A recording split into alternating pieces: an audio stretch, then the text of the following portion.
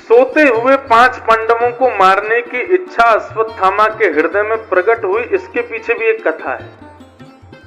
क्या कथा है? बोले दुर्योधन ने कहा कि 5 को अधर्म से मार दो। तब अश्वत्थामा एक वृक्ष के नीचे लेटा था। उस वृक्ष के ऊपर कोयल का घोंसला था। कौवे और कोयल के बच्चे सोए थे। इतने में ही अश्वत्थामा क्या देखता है, एक उल्लू आता है और उल्लू आकर के उन सोते हुए बालकों को मार देता है। वो मार करके भाग जाता है और कौवा और उसके कोयल दोनों रोने लगते हैं। अश्वत्थामा तब कहता है, हाँ ये प्रक्रिया ठीक है। ये जागते हुए पांडवों को तो नहीं मार सकते हम, क्योंकि कृष्ण भी साथ रहते हैं। सोते हुए तो ये सब अलग अलग शिविर में सोते हैं, सोते हुए इनको मार सकता हूं। उल्लू का सबसे बड़ा शत्रु होता है कौवा। वो आज भी जहां उल्लू बहुत ज्यादा होते हैं वहां कौवा नहीं मिलेंगे। क्यों? बचपन में पंचतंत्र की कथा पढ़ते थे, चाचा चौधरी की कथा, पंचतंत्र की कथा, उनमें ही कथा आती थी। पक्षियों का राजा कौन है? पक्षियों का राजा है गरुण, भगवान का वाहन। अनेक वर्षों तक गरुण जी वाहन राजा रहे पक्षियों के, लेकिन एक दिन पक्षियों ने आपस में मीटिंग की। बोले हमारा राजा बहुत व्यस्त रहता है, हमको कभी समय ही नहीं देता, वो 24 घंटा भगवान के पास रहता है, क्या करें? बोले राजा बदल दो। बोले किसको राजा बनाए? बोले आज तक तो राजा हमारा नारायण का वाहन था, अब राजा बनाओ लक्ष्मी के वाहन को। लक्ष्मी का वाहन कौन? उल्लू। बोलो उसी को अपना राजा बनाओ। जैसे ही लक्ष्मी को वाहन को उल्लू बनाने की प्रस्ताव रखा, सबने राजी कर दिया। अब तो महाराज तीर्थों का जल मंगाया गया, कुओं का जल मंगाया गया, बढ़िया व्यवस्था की जा रही है। क्यों? राज्याभिषेक होगा किसका? बोले उल्लू का। तो पक्षियों की श्रेणी में सबसे पिछड़े पक्षी होते हैं कौवा। इनको कोई नहीं सुनता। तो जैसे ही राज्याभिषेक शुरू होने वाला था तो सारे कौवे कहने लगे, बोले महाराज हमारी कोई सुनेगा तो नहीं, लेकिन हमको भी अपनी बात कहने का अधिकार है, पक्षी तो हम भी हैं। बोले हाँ बोलो। बोले हम ऐसा मानते हैं कि राजा जो है वो नेत्रहीन नहीं होना चाहिए, अंधा राजा नहीं होना चाहिए। बोले कहां है अंधा? आंख तो होती है उल्लू के। बोले नहीं, इसको सवेरे दिखाई नहीं देता, जब हम लोगों को दिखेगा तब इसको नहीं दिखेगा, और जब हम लोगों को दिखना बंद होगा तब इसको दिखेगा।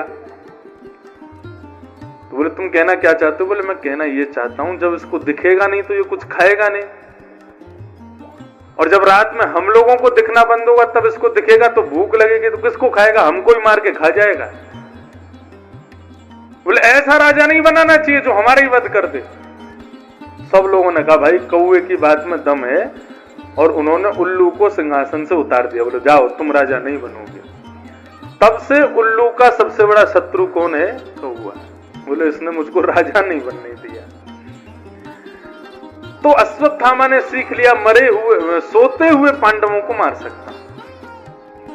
सोते हुए पांडवों के शिविर में गया, लेकिन जाको राके साइया मार सके ना कोई, बाल ना बाका कर सके जो जग बैरी होए।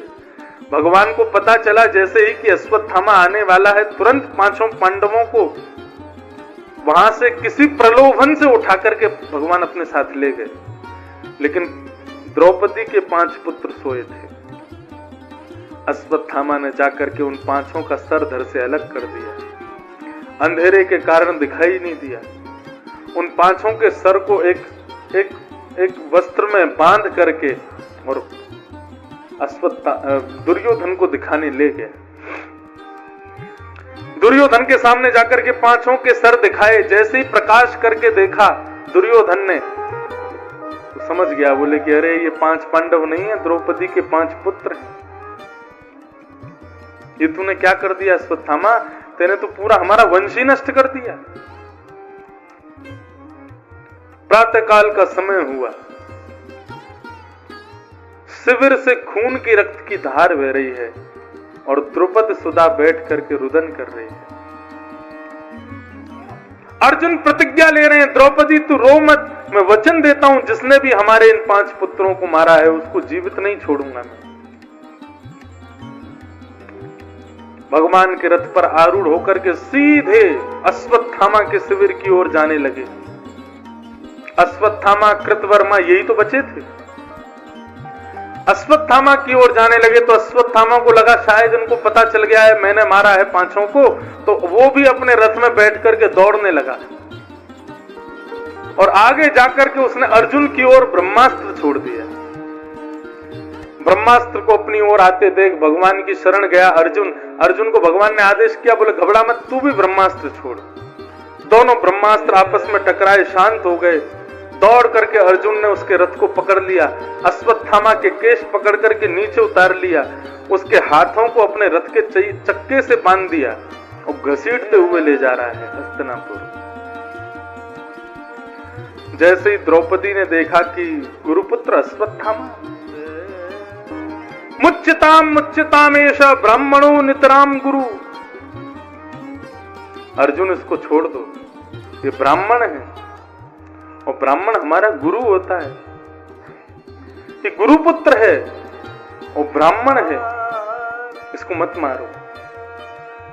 अर्जुन कहता है तुम कैसी बात कर रही हो, तुम्हारे 5 पुत्रों को इसने मार दिया और तुम कह रहे हो उसको छोड़ दो। द्रौपदी कहती है मैं अनुभव से बोल रही हूं। कैसा अनुभव? बोले पुत्रों के मरने का जो कष्ट होता है उसके अनुभव से बोल रही हूं। यदि इसको मार दोगे तो इसकी मां को भी वही पीड़ा होगी जो मुझे हो रही है। मुझे जो पीड़ा हो रही है वो मैं क्यों किसी और मां को दूं? इसको मत मारो। अर्जुन कहने लगा मैं तो नहीं छोड़ूंगा। तो बोले ठीक है इसको मार दो, लेकिन शर्त है अर्जुन, इसको मारने के बाद मेरे 5 पुत्र जीवित हो जाने चाहिए। क्या होंगे? नहीं हो पाएंगे। तो फिर क्यों मार रहे हो? मत मारो। ब्रह्म हत्या का दोष अपने ऊपर मत लो, इसको छोड़ दो। सबसे पूछा अर्जुन ने, सबने पृथक पृथक बातें कही। अंत में भगवान से पूछा तो भगवान ने तो विचित्र ही उत्तर दिया। भगवान क्या कह रहे हैं? अर्जुन, कुंती तुम्हारी, द्रौपदी तुम्हारी पत्नी है, इसकी बात तुमको माननी चाहिए। लेकिन भीम कह रहे हैं कि तूने छोड़ दिया तो वो मार देगा, तो उसकी बात भी मानो। युधिष्ठिर तुम्हारे बड़े भैया हैं, उन्होंने मना किया है मत मारो, तो उनकी बात मानो। लेकिन प्रजा कह रही है मारो मारो मारो, तो प्रजा की बात का भी मान तो रखना चाहिए। और मुझसे यदि पूछ रहे हो तो भैया मैं यही कहूंगा, ब्राह्मण कैसा भी क्यों ना हो उसको मारना नहीं चाहिए, और बालकों को मारने वाला कोई भी क्यों ना हो उसको छोड़ना नहीं चाहिए। और अंत में क्या कहते हैं? तुमने भी तो प्रतिज्ञा ली है कि तुम जीवित नहीं छोड़ोगे। क्षत्रिय अपनी प्रतिज्ञा को पूरा नहीं करता तो 2000 वर्ष के लिए नरक जाना पड़ता है। अब कर लो जो तुम्हारे मन में आवे। अर्जुन बोला आधा पागल मैं पहले से ही था, पूरा पागल आप कर दोगे मेरे को। ये कोई निर्णय होता है? मार भी दो, छोड़ भी दो, छोड़ भी दो, मार भी दो, ये कोई निर्णय नहीं है। बंधुओं देखो, एक बात बिल्कुल सावधानी से सुनना, सब लोग इधर देखो। भगवान जब भी बोलते हैं तो उनकी बात आप चाहे गीता में पढ़ोगे चाहे, वो हमेशा पहेली जैसी बोलते हैं। भगवान सीधी बात कभी नहीं बोलते, सदैव एक उलझन जैसी छोड़ेंगे। अब सुलझाने का काम तुम्हारा। जिसके ऊपर गुरु कृपा होगी, जिसके ऊपर संत कृपा होगी, जिसके ऊपर सत्संग की कृपा होगी, वो भगवान की बात को 2 क्षण में समझ जाएगा क्या कह रहे हैं। भगवान की इस पूरी वार्ता को सुन करके अर्जुन ने थोड़ी देर मौन धारण किया और समझ विचार करके उसने सीधी प्रतिक्रिया की है। कैसी प्रतिक्रिया? बोले भगवान कह रहे हैं ब्राह्मणों का हत्यारा कोई भी क्यों ना, बालकों का हत्यारा कोई भी क्यों ना हो उसको छोड़ना नहीं चाहिए। ब्राह्मण कोई भी क्यों ना हो उसको मारना नहीं चाहिए। मार भी दूं छोड़ भी दूं, इसका तात्पर्य क्या है? ओहो, भगवान कहना चाहते हैं यदि कोई प्रतिष्ठित व्यक्ति है, ब्राह्मण है, और यदि वो अपने द्वारा ऐसा धृष्ट कार्य करता है, बालकों की हत्या जैसा गलत काम करता है, तो क्या करो? बोले भरी सभा में उसका अपमान कर दो, ये अपमान मृत्यु से भी बड़ा दंड है। कलंक ये काग से भी काला है, अपमान ये मृत्यु से भी बड़ा दंड है। यदि भरी बाजार में यदि किसी ने थप्पड़ मार दिया तो 24 घंटा यही मन में लगा रहेगा, देख लूंगा, बदला लेके मानूंगा मैं। अपमान बहुत खराब है। समस्त हस्तिनापुर के सामने अर्जुन ने अश्वत्थामा का अपमान किया, अपमानित किया। कैसे? आधी मूंछ मोड़ दी उसकी, आधी दाढ़ी मोड़ दिए, आधे केश मोड़ के उसकी शिखा का छेदन कर दिया, चोटी काट दी, और ऐसा कुरूप बना करके उसको प्रजा के बीच में छोड़ दिया। क्या स्थिति हो रही है अश्वत्थामा की? एक एक क्षण उसको भारी पड़ रहा है। जिस गली से जाता है, जिस मोहल्ले से जाता है, सब उसको देख करके हंसते हैं, सब उसके ऊपर मजाक उड़ाते हैं, सब उसको गालियां देते हैं। ये मृत्यु से भी बड़ा दंड है।